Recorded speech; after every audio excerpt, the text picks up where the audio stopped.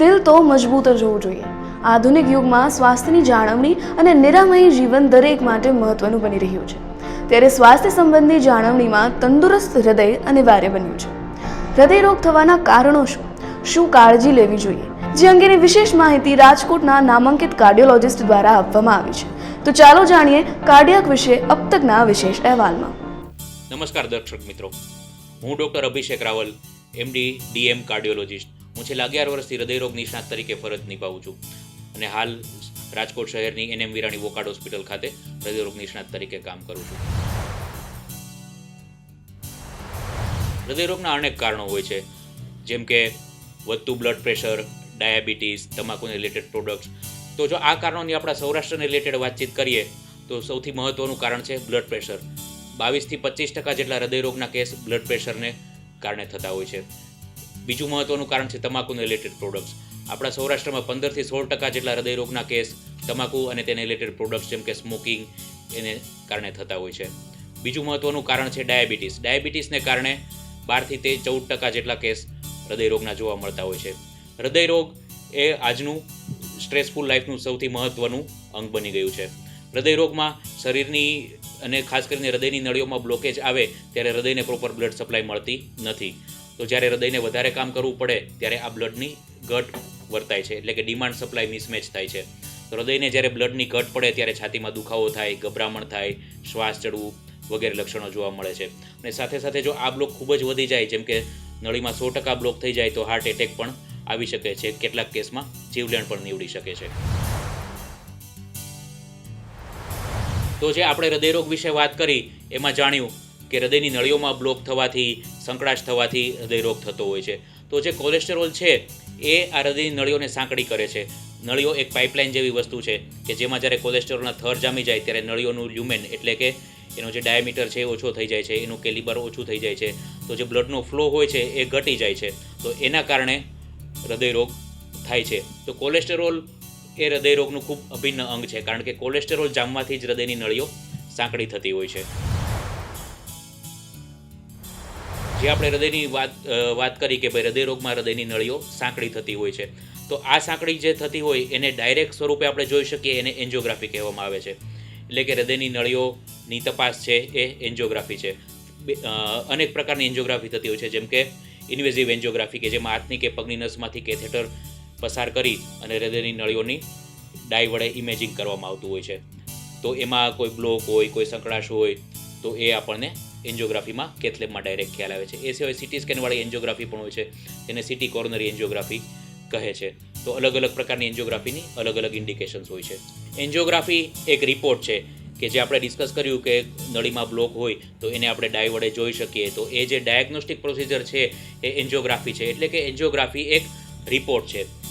ધારો કે એમાં કોઈ બ્લોક આવે તો એ બ્લોક જો સિગ્નિફિકન્ટ હોય તો એને જે દૂર કરવાની પ્રોસિજર છે એને એન્જિયોપ્લાસ્ટી કહેવામાં આવે છે. તો આ જે એન્જિયોપ્લાસ્ટી છે એ એન્જિયોગ્રાફી નામના રિપોર્ટની આગળની સારવાર છે, એક ટ્રીટમેન્ટ છે. એન્જિયોપ્લાસ્ટીમાં હાથની કે પગની નસમાંથી કેથેટર પસાર કરીને હૃદયની નળીઓ કે જેને કોરોનરી આર્ટરી કહેવામાં આવે છે એને એંગેજ કરી અને એમાં વાયર, બલૂન વગેરે પસાર કરી અને એ નળીઓ ક્લિયર કરવામાં આવે છે, સાફ કરવામાં આવે છે.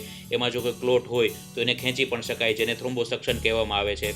અને ત્યાર પછી એમાં સ્ટેન્ટ મૂકવામાં આવે છે. સ્ટેન્ટ એક મેટાલિક સ્કેફોલ્ડ છે કે જે હૃદયની નળીને પાછું કોલેપ્સ થઈ અને પાછું બ્લોક થતું અટકાવે છે. તો આ જે સારવાર છે એને એન્જિયોપ્લાસ્ટી કહેવામાં આવે છે. આજકાલ એન્જિયોપ્લાસ્ટીમાં અનેક પ્રકારના એડવાન્સમેન્ટ્સ પણ અવેલેબલ છે, જેમ કે જો કેલ્સિફિક એટલે કે ચૂનાવાળો બ્લોક હોય તો એમાં આપણે રોટા એબ્લેશન જેવા ડ્રીલ વડે એ કેલ્શિયમની સારવાર કરી શકીએ. ઇન્ટ્રાવાસ્ક્યુલર લિથોટ્રિપ્સી વડે એ સ્ટોન જેવા કેલ્શિયમને આપણે બ્રેક કરી શકીએ. એ સિવાય હૃદયની નળીઓમાં અંદર જઈને આપણે ઇમેજિંગ પણ કરી શકીએ કે અંદરથી નળી કેવી દેખાય છે, કઈ પ્રકારનો બ્લોક છે, કેટલો ડાયામીટર છે. તો એના માટે ઇન્ટ્રાવાસ્ક્યુલર અલ્ટ્રાસાઉન્ડ, ઓપ્ટિકલ કોહરન્સ ટોમોગ્રાફી એટલે કે ઓસીટી એવા પ્રકારની ઇમેજિંગ ટેકનિક્સ પણ ઉપલબ્ધ છે. તો આ બધી નવી ટેકનિક્સથી હૃદયના સારવારમાં વધારે ફેરફારો થયા છે, દર્દીના આઉટકમ ઇમ્પ્રૂવ થયા છે.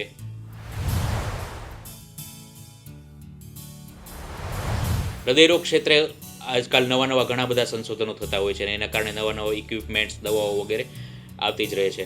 જેમ કે આપણે જેમ હમણાં વાત કરી એ એન્જિયોપ્લાસ્ટીમાં હૃદયની નળીમાં અંદર આપણે પ્રોબ પસાર કરી અને એનું ઇમેજિંગ કરી શકીએ કે જેથી નળી અંદરથી કેવી છે, કયા પ્રકારનો બ્લોક છે, કેટલો ડાયામીટર છે એ જોઈ શકાય એવા ઇમેજિંગ ઇક્વિપમેન્ટ્સ આવે છે, જેમ કે ઇન્ટ્રાવાસ્ક્યુલર અલ્ટ્રાસાઉન્ડ, પછી ઓપ્ટિકલ કોહરન્સ ટોમોગ્રાફી એટલે કે ઓસીટી.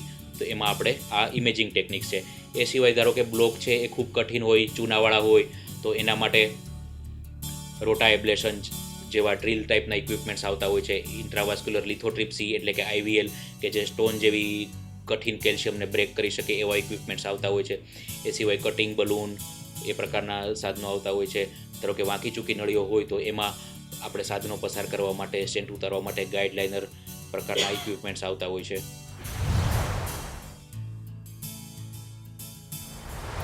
તો આવો આપણે હૃદયની સંરચના વિશે વાત કરીએ. તો હૃદય એક પંપ જેવું ઓર્ગન છે, તો એમાં અનેક ચેમ્બર્સ હોય છે, જેમ કે ડાબી બાજુનું ક્ષેપક એટલે કે લેફ્ટ વેન્ટ્રિકલ, જમણી બાજુનું ક્ષેપક એટલે કે રાઇટ વેન્ટ્રિકલ, રાઇટ એટ્રિયમ અને પાછળ લેફ્ટ એટ્રિયમ. અને આ બધી જે ચેમ્બર છે એને કનેક્ટ કરવા માટે હૃદયની અંદર વાલ્વ્સ હોય છે, જેમ કે રાઇટ સાઈડમાં ટ્રાઇકસ્પિડ વાલ્વ એટલે કે ત્રિદલ વાલ્વ, જમણી બાજુમાં પલ્મોનરી વાલ્વ, ડાબી બાજુના બે ખાના વચ્ચે માઇટલ એટલે કે દ્વિદલ વાલ્વ, એ રીતે. અને અહીંયા પાછો એક બીજો ત્રિદલ વાલ્વ, એઓર્ટિક વાલ્વ. હવે જે હૃદયમાં અશુદ્ધ લોહી આવે છે શરીરમાંથી કે વેન્સમાંથી એટલે કે ઉપરના ભાગમાંથી અને નીચેના ભાગમાંથી, એ રાઇટ સાઈડના એટ્રિયમમાં જાય છે, ત્યાંથી રાઇટ વેન્ટ્રિકલ અને પછી ફેફસામાં એટલે કે પલ્મોનરી આર્ટરીમાં જાય છે. ત્યાં આ બ્લડ શુદ્ધ એટલે કે ઓક્સિજનેટ થાય છે. આ ઓક્સિજનેટેડ રુધિર છે એ પાછું આ પલ્મોનરી વેન્સ થ્રુ લેફ્ટ સાઈડની ચેમ્બરમાં આવે છે અને ત્યાંથી લેફ્ટ વેન્ટ્રિકલમાંથી આ એવોટા એટલે કે મહાધમનીથી શરીરના વિવિધ અવયવોમાં પ્રસરે છે. તો જમણી બાજુમાં અશુદ્ધ એટલે કે ડીઓક્સિજનેટેડ બ્લડ અને ડાબી બાજુમાં શુદ્ધ એટલે કે ઓક્સિજનેટેડ બ્લડ હોય છે.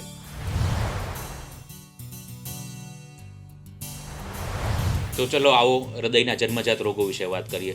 તો જેમ આપણે હૃદયની સંરચનાની વાત કરી કે એમાં વાલ, બેથી ચેમ્બર્સ વચ્ચે પડદા એવું હોય છે, તો જ્યારે જન્મજાત ખોડ ખાપણમાં એ વાલમાં તકલીફ હોય કે પડદાઓમાં કાણા હોય તો એને જન્મજાત ખોડ કહેવામાં આવે છે. જેમ કે બે કર્ણકની વચ્ચે કાણું હોય તો એને એટ્રિયલ સેપ્ટલ ડિફેક્ટ કહેવામાં આવે છે. બે ક્ષેપકની વચ્ચે કાણું હોય, પડદો બુરાયો ન હોય તો એને વેન્ટ્રિક્યુલર સેપ્ટલ ડિફેક્ટ કહેવામાં આવે છે. મહાધમનીઓ વચ્ચે કનેક્શન હોય તો એને પીડીએ એટલે કે પેટર્ન ડક્ટસ આર્ટેરિયોસસ કહેવામાં આવે છે. તો આ પ્રકારના અનેક કાણાવાળા તકલીફો હોઈ શકે. એ સિવાય હૃદયના જે વાલની આપણે ચર્ચા કરી તો માઇટલ વાલમાં જન્મજાત સંકોચન હોય, સ્ટીનોસિસ હોય કે વાલમાં વધારે લીક હોય તો એ પ્રકારની તકલીફો જોવા મળે છે. એ સિવાય પલ્મોનરી વાલમાં પણ સ્ટીનોસિસ થઈ શકે છે, એઓર્ટિક વાલમાં પણ સંકળાશ થઈ શકે છે. તો આ પ્રકારની જે તકલીફો છે એના માટે આ કાણાઓ માટે આપણે કાણાઓમાં છત્રી બેસાડીને એ કાણાઓનો બ્લોક કરી શકીએ. એ સિવાય જો છત્રી બેસે એવા કાણા ન હોય તો ખૂબ મોટા કાણા હોય તો આપણે ઓપરેશનથી એ કાણા બ્લોક કરી શકાય. પછી એ સિવાય જે વાલની તકલીફો હોય તો વાલમાં આપણે બલૂન થી વાલ્વ્યુલોપ્લાસ્ટી કરી અને વાલના સંકોચનને દૂર કરી શકાય. તો આ પ્રકારની અનેક સારવાર ઉપલબ્ધ હોય છે.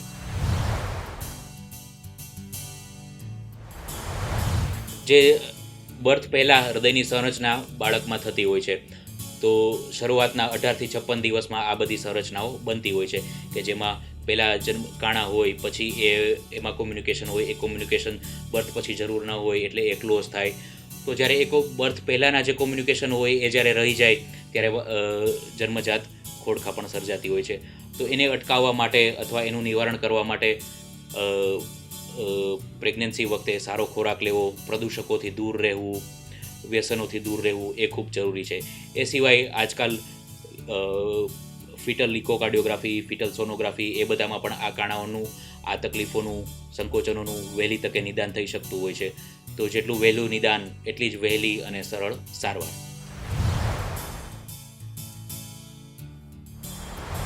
હૃદયરોગમાં સમયનું ખૂબ મહત્ત્વ છે.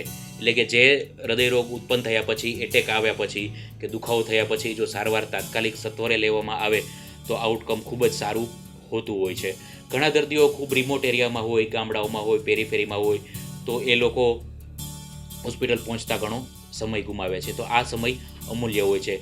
જેમ કે જો હૃદયરોગ છે એવું જ સાબિત થાય દુખાવા પરથી તો ઘરે એસ્પિરિન, સોર્બિટ્રેટ એ નામની ગોળીઓ લઈ શકાય, એમ્બ્યુલન્સમાં એ સારવાર કરી શકાય અને પછી ઝડપથી હોસ્પિટલે પહોંચી અને ત્યાં નિર્ણય લેવામાં આવે તો એટેક માટેના થ્રોમ્બોલિસિસ છે કે ઇમરજન્સી પ્રાઇમરી એન્જિયોપ્લાસ્ટી છે એવી સારવાર સત્વરે કરી શકાય. તો બચવા માટે એક જ મહત્ત્વનું સાધન છે અને એ છે સમયનો સદુપયોગ.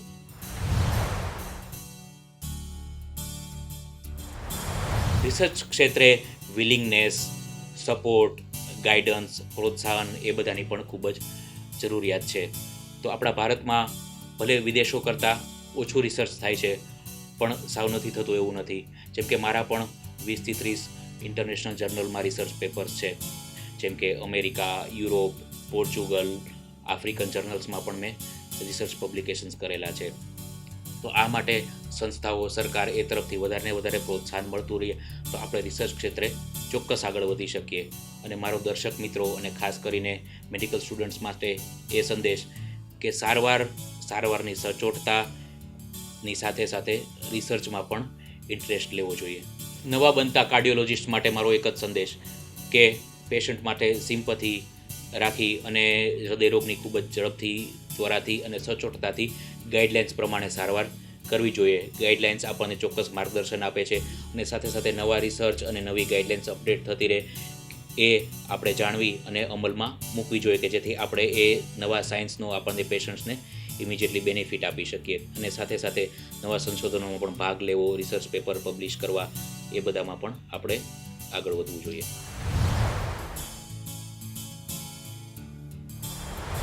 ફર્સ્ટ ઓફ ઓલ તો આઈ વોન્ટ ટુ કોંગ્રેચ્યુલેટ અબ તક કે જેમણે લોકોના અવેરનેસ માટે, જનરલ પબ્લિક અવેરનેસ માટે, શિક્ષણ માટે આ એક હેલ્થનું કેમ્પેઇન લીધું છે જે ખૂબ જ સાર્થક થવા જઈ રહ્યું છે.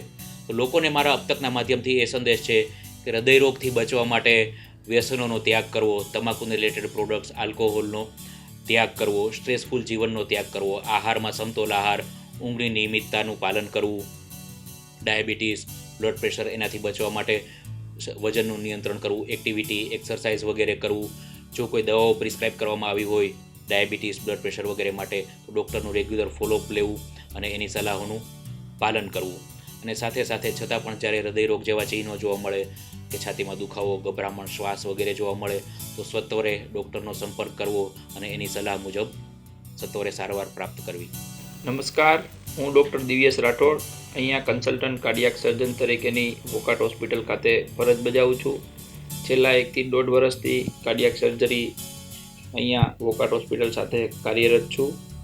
વોકાટ હોસ્પિટલની અંદર છેલ્લા 1 થી 1.5 વર્ષમાં ઘણી બધી કાર્ડિયાક પ્રોસિજરો જેમ કે બાયપાસ, કીહોલ બાયપાસ, વાલ સર્જરી, હૃદયની અંદર કાણાની સર્જરી એ બધી સર્જરી થઈ રહી છે. સૌપ્રથમ હૃદય વિશે વાત કરીએ તો હૃદય એટલે ખાલી 4 ચેમ્બર ધરાવતું એક અંગ નથી.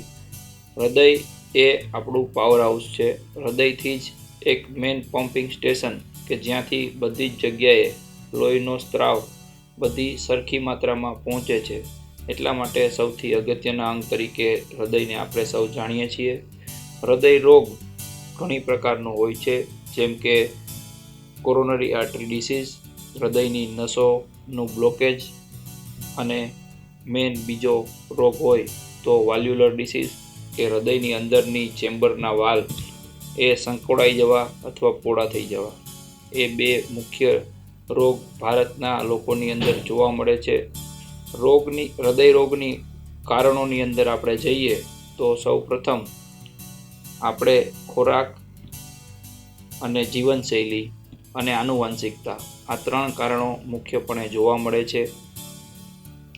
હૃદય રોગને સૌ પ્રથમ આપણે ઓળખવા, જાણવા માટે એક કોઈ પણ કાર્ડિયોલોજિસ્ટ ડૉક્ટરનો આપણે ઓપિનિયન લેવો પડે. ઓપિનિયન પછી નિદાન કરી અને યોગ્ય સારવાર કરવામાં આવે તો હૃદય રોગની સંપૂર્ણ અને સચોટ સારવાર શક્ય છે અને તેના પછીનું જીવન બધી રીતે શક્ય છે.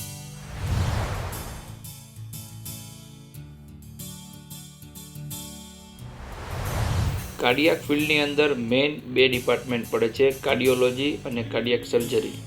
કાર્ડિયોલોજી ડિપાર્ટમેન્ટ કે જે એન્જિયોગ્રાફી અને એન્જિયોપ્લાસ્ટી અને કાર્ડિયાક કેથલેબ પ્રોસિજરો સાથે સંકળાયેલ ડિપાર્ટમેન્ટ છે. અને કાર્ડિયાક સર્જરી કે જે સર્જિકલ કોઈપણ પ્રોસિજર, દાખલા તરીકે કોરોનરી આર્ટરી બાયપાસ, CABG અથવા વાલ્વ પ્રોસિજર અથવા હૃદય રોગના કાણાની સારવાર, ASD VSD ક્લોઝર એવી સર્જરી સાથે સંકળાયેલો વિભાગ છે. ઓપરેશન આવવા માટે સૌપ્રથમ નિદાન કરવામાં આવે છે. ઇકો, TMT અને એન્જિયોગ્રાફી એ નિદાન માટેની 3 મુખ્ય પદ્ધતિઓ છે. ઇકોની અંદર હૃદયનું પમ્પિંગ પ્લસ હૃદયના વાલ્વની સ્થિતિ એ બધી ખબર પડે છે, જેને હિસાબે કોઈપણ વાલ્વ્યુલર ડિસીઝ ઇકોની મદદથી આપણે નિદાન કરી શકીએ છીએ. ઇકો કરાવ્યા બાદ પેશન્ટને જરૂર પડે બીજા બધા રિપોર્ટ કરાવી અને ઓપરેશન માટે સમજાવવામાં આવે છે. રહી વાત કોરોનરી આર્ટરી ડિસીઝની, કે જે ભારતમાં અત્યારે સૌથી વધુ પ્રમાણમાં જોવા મળે છે, એની અંદર એન્જિયોગ્રાફી કરવામાં આવે છે. એન્જિયોગ્રાફીની મદદથી હૃદયની નળીઓના બ્લોકેજ કેટલા અંશે અને ક્યાં કઈ જગ્યાએ છે એ જાણવામાં આવે છે. એની મદદથી એન્જિયોપ્લાસ્ટી શક્ય હોય તો એન્જિયોપ્લાસ્ટી, અથવા એન્જિયોપ્લાસ્ટી શક્ય ન હોય તો coronary artery bypass surgery CABG કરવાનું જણાવવામાં આવે છે.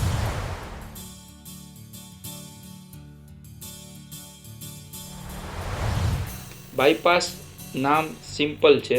કોઈ પણ ખેતરની અંદર આપણે જઈએ તો સિમ્પલ ભાષામાં તમને જણાવું કે ખેતરમાં જેમ પાણી વાળવા માટે આપણે પાણી વાળીએ છીએ, બાયપાસ સર્જરી સરળ ભાષામાં સમજીએ તો એક ખેતરની અંદર પાણી વાળવાની ક્રિયા જ છે.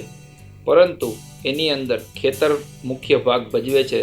જેમ કે આપણે ગમે તેટલું પાણી દઈએ પણ ખેતરની જમીન સારી ન હોય અને તમે ખેતરના પાણી દીધા પછી જો ખેતરમાં ધ્યાન ન આપો તો તમારું ધાન્ય ઉગવાનું નથી. આવી જ રીતે બાયપાસ સર્જરી કરાવીએ અને પછી પાછળથી દવાઓ, કસરત અને પોતાની જીવનશૈલીમાં સુધાર એ બધી વસ્તુઓ આપણે ન કરીએ તો હૃદયની અંદર ફાયદો થવાની શક્યતા ઓછી છે.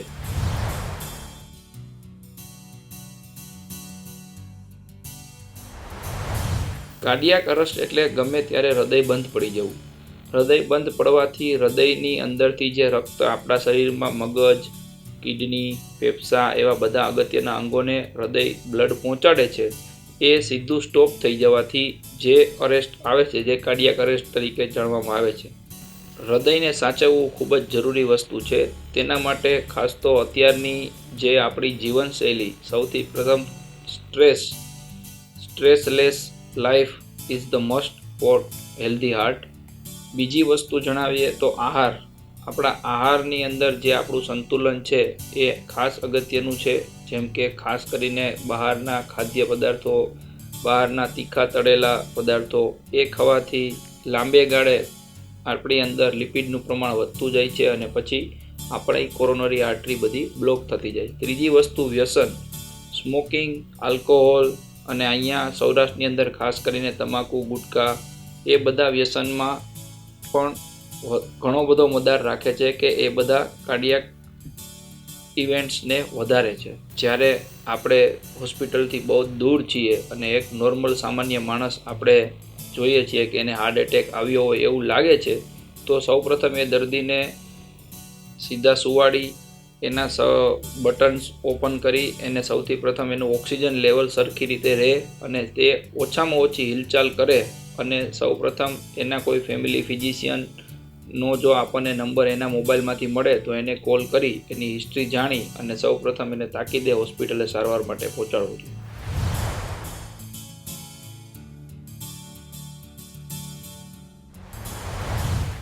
રિસર્ચ બધી જગ્યાએ થઈ જ રહ્યું છે. જેમ કે કાર્ડિયાક સર્જરીની વાત કરીએ તો કાર્ડિયાક સર્જરી પહેલાંના યુગની અંદર ઓપન હાર્ટ બાયપાસ થતું, કે જે છાતીની ભાગે 20 સેન્ટીમીટરનો ચીરો મૂકી અને હાડકું ખોલી અને બાયપાસ સર્જરી કરવામાં આવતી.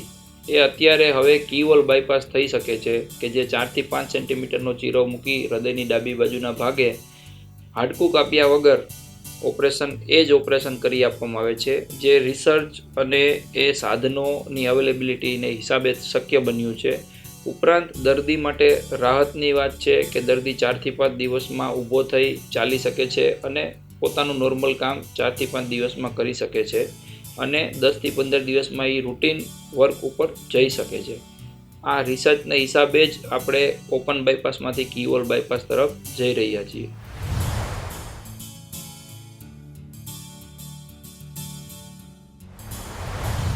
ઘણી બધી નવી દવાઓ અને ઘણી બધા નવા ઇન્સ્ટ્રુમેન્ટ્સ પેશન્ટના બેનિફિટ માટે અવેલેબલ છે.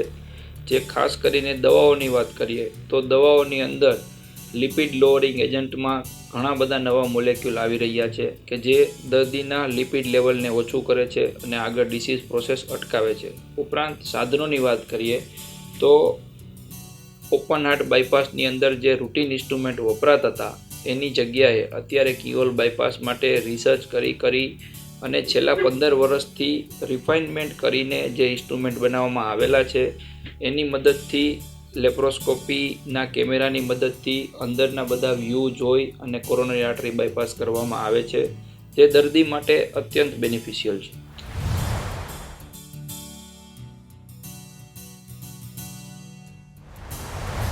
સૌપ્રથમ 2 કે 3 ટેબ્લેટની હું વાત કરીશ કે જે ગ્લિસરીન ટ્રાઇનાઇટ્રેટ છે GTN, કે જેના ઘરની અંદર કોઈ કાર્ડિયાક પેશન્ટ હોય, ખબર છે કે તમને આ કાર્ડિયાક પેશન્ટ છે, એને એટેક આવવાની શક્યતા છે, હાઇપરટેન્શનનું પેશન્ટ છે, એવા પેશન્ટને ત્યાં એસ્પિરિન 150 મિલીગ્રામ એ 3 થી 4 ટેબ્લેટ હોવી જોઈએ અને ગ્લિસરીન ટ્રાઇનાઇટ્રેટ GTN 2.6 મિલીગ્રામ એ ટેબ્લેટ હોવી જોઈએ. GTN ટેબ્લેટ જીભની નીચે રાખવાની હોય છે. એનાથી તત્કાલ જે એટેક આવેલો હોય એને તત્કાલ પેઇનમાં રિલીફ થાય છે અને જે કોરોનરી આર્ટરીનું સ્પાઝમ અટકાવે છે. તો મિત્રો, ફરી પાછા મળશું આવા જ અવનવીન અહેવાલ સાથે. ત્યાં સુધી આપો મને રજા અને જોતા રહો અબ તક. આવા જ અવનવા વિડીયોઝ માટે અબ તકની ચેનલને સબસ્ક્રાઇબ, લાઇક અને શેર કરતા ના ભૂલશો. આ જ રીતે જોડાયેલા રહો અબ તક સાથે. ધન્યવાદ.